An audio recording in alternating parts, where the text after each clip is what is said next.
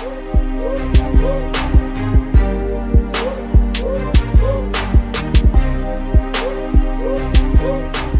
have an amazing show planned out for you today, and I really hope you enjoy it.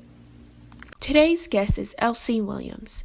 L.C. Williams, also known as Linnea Covington Williams, is the author of Quite Happy, named one of the best indie books of 2015 by Kirkus Reviews, and Tree River Fish, Poems on America's Reaping, which received the 2020 Gail O'Day Awards for Poetry from the Library Partners Press and was finalist for the International Literary Awards Rita Dove Award in Poetry. Williams holds undergraduate and graduate degrees from Wake Forest University and has completed postgraduate work at the University of Georgia, Salem College, and the University of Amsterdam in Holland.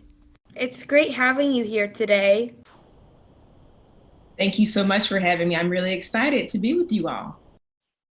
Okay, so I would like to ask you a couple questions about yourself and your career. Okay. First, tell me about yourself. What makes you you? Okay, that's a great question. What makes me me? I have always been a very artistic person. So I think that from a very young age helped shape who I am today. I've always appreciated the arts. I've always enjoyed reading and writing. And even when I applied to college as a fine arts major. So I thought that's what I was going to do. But I appreciate art. I appreciate things in nature that I'm not sure everybody else does. I think I am much more, I guess, in tune with the creative stuff. And it comes through in who I am in my work now and in my relationships. It's a part of who I am. Wow, that's great to hear. Our next question is, you did some postgraduate studying in Amsterdam. What is it like being a radical Black American woman in a European country? These are wonderful questions. Okay, so Amsterdam was awesome. It really was probably one of the best experiences I've ever had. I would definitely recommend that anybody that has a chance to travel abroad do so, because the experience, particularly for me as a Black woman, was very different from what I've experienced in the United States. Amsterdam, in my opinion, was extremely welcoming in a way that was almost unsettling at first. People were extremely friendly. I did not feel like an other. And I really enjoyed the atmosphere there. Of course, Amsterdam traditionally is very liberal and tolerant. I mean, they have this long history of being open-minded. So I think that definitely came through in the people that I interacted with. It's a very different place, but a very wonderful place. So I felt at home in a way that I did not anticipate feeling before I went to study there. Wow, it's nice to know that there's a bunch of places that accepts everybody. Absolutely. For your writing, you use poems to tell stories.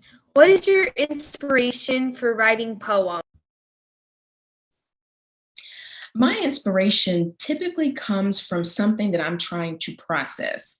I am a person, like I said before, I'm very in tune with arts and nature and different things. And I look at stuff, and if I can't figure it out, I tend to write it down. Writing things down helps me to understand what I'm feeling, what I'm processing. I actually told my husband the other day, I said, I think it's just the poet in me that tries to resolve all this stuff that can't be resolved. So it comes from lots of different sources. My inspiration, like yesterday, I was writing a poem about my dog who's sick. She's not feeling well. But I also wrote a poem yesterday about a girl I saw riding on a bike.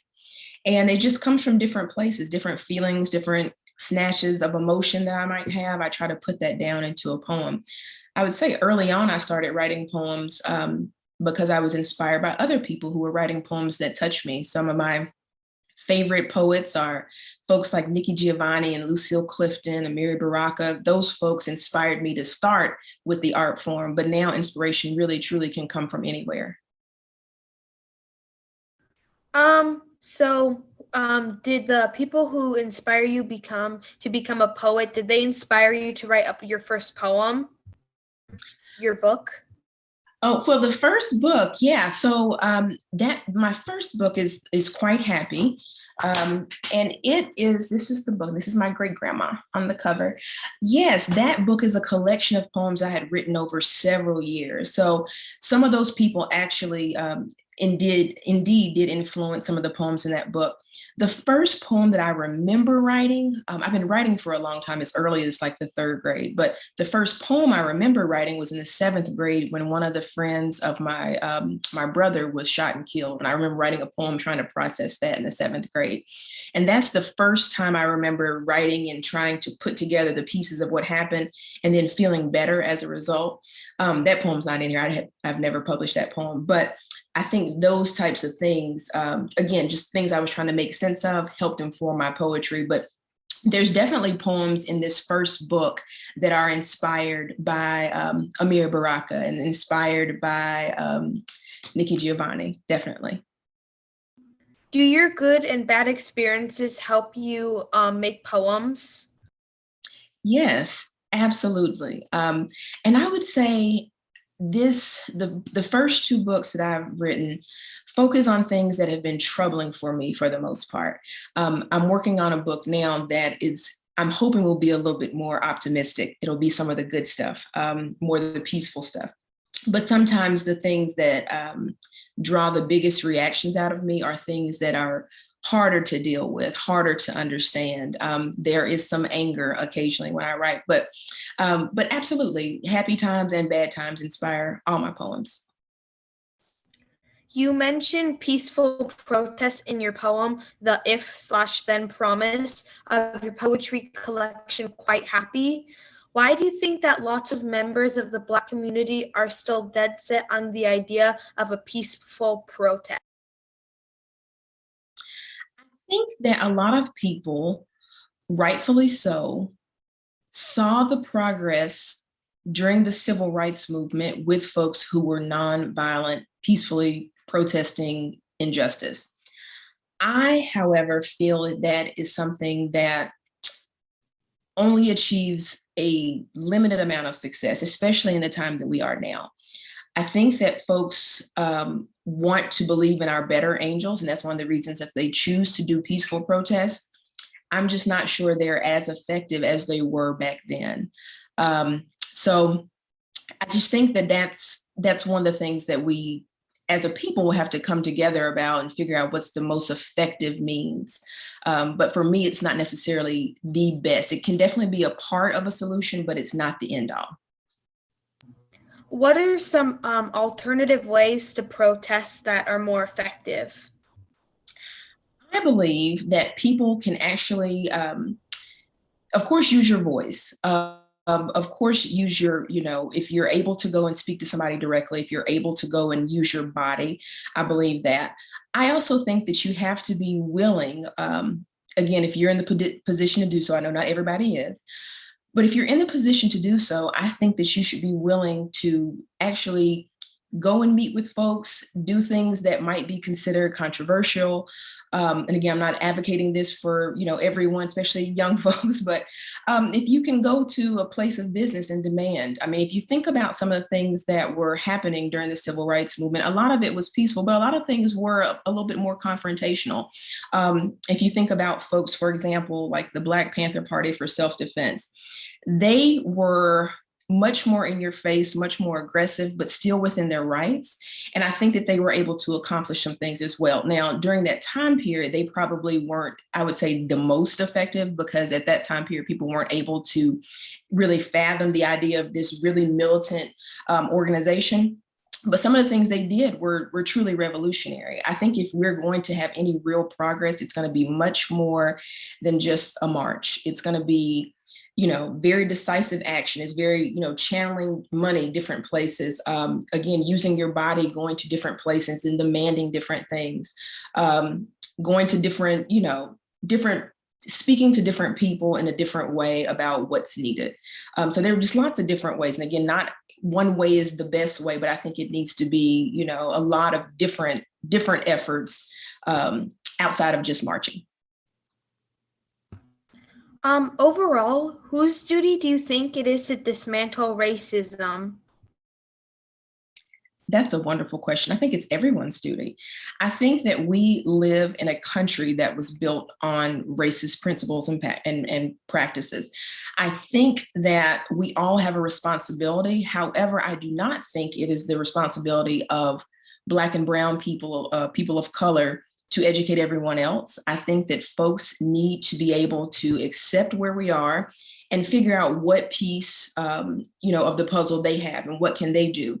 So I think everyone needs to understand racism, understand what it is, own their own racist behavior. I think we all have, areas, whether we call it racism or bias, that we need to address. And I think we should be very intentional about understanding how much of this society functions on racism and racist practices that have been here since the foundation of this country. And again, that's everybody's responsibility. It was really great hearing your perspectives and opinions and the things you've done. Those are all our questions today, and thank you for having us. Thank you for being here. Thank you so much, Cheyenne. This has been great. I've enjoyed talking with you all.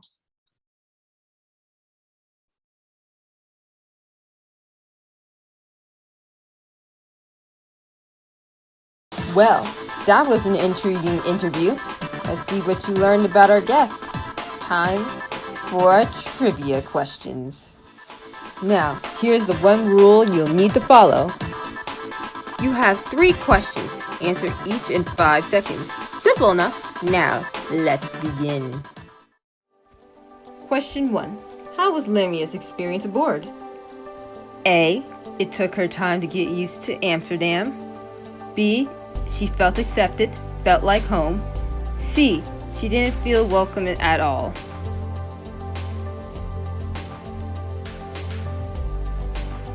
The answer is B. Good job. Question 2. When was her first poem written? A.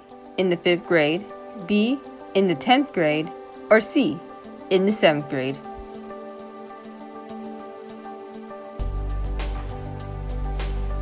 The answer is C. Well done. Question 3. Who has the duty to dismantle racism? Is it A, it's minorities' duty to dismantle racism? B, it's everyone's duty to dismantle racism? Or is it C, it's whites' duties to dismantle racism?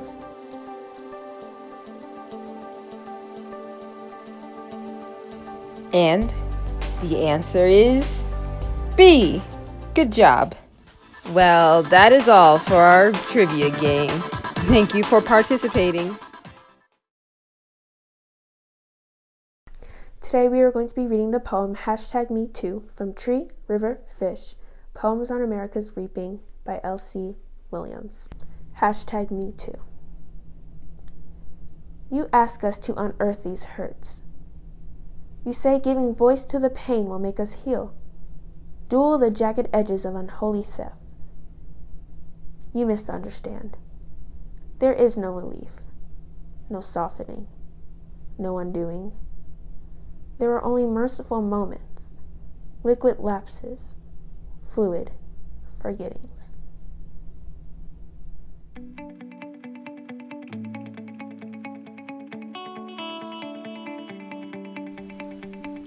High school, the place that students have one of the most complicated and convoluted love-hate relationships.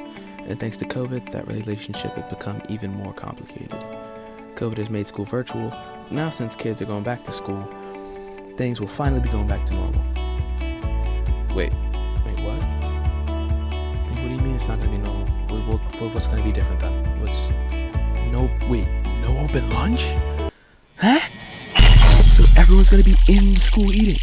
Can I at least go outside? Can I just sit outside the school? Well, you don't know. Okay, so apparently we're not allowed to get lunch from restaurants and stores during... This is outlandish, but it is what it is. Since schools aren't allowing open lunch, then here are some good suggestions for what lunch you could bring into school since you can't eat out during lunch.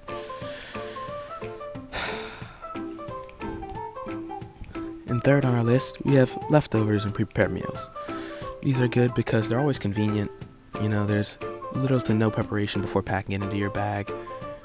We're talking leftover dinner, leftover food from eating out from lunch. You can't do anymore. And there's also microwave meals. So yeah, that's number 3. In the number 2 spot, we have the iconic sandwich. Honestly, any type of sandwich. We talking grilled cheese, ham sandwich, BLT, and all the other sandwiches. Yeah, there isn't much left to say other than sandwiches.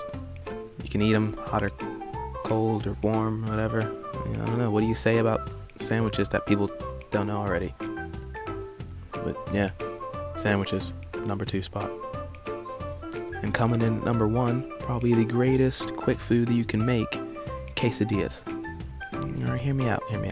Quesadillas are great because you can make them however you want and put whatever you want in it. You could have just cheese, meat and cheese, cheese and veggies, cheese and meat and veggies. I'm telling you, anything that you could think of could probably go into a quesadilla and it would taste good. Probably anything.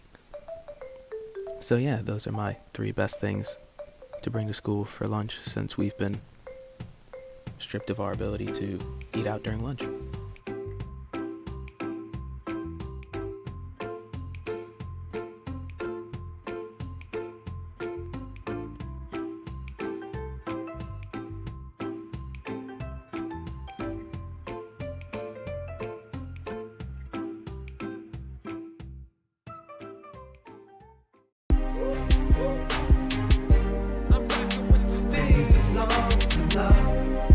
Negligence was never meant to last. So clear away the wreckage of the past. You clear away the wreckage of the past. And your current cause lost and lost. This is the day you've been working for. This is the day you've been hurting for. This is the day you've been aching for. This is the day you've been waiting for. Thought it was all on the horizon, but it was really all inside you. ArtsEnPower is a youth-hosted and produced web series that highlights the work of performing, literary, and visual artists using their art to better the world. ArtsEnPower is a project through Montgomery Community Media's Youth Media Academy. Learn how you can support this and other MCM programs by visiting us at mymcmedia.org.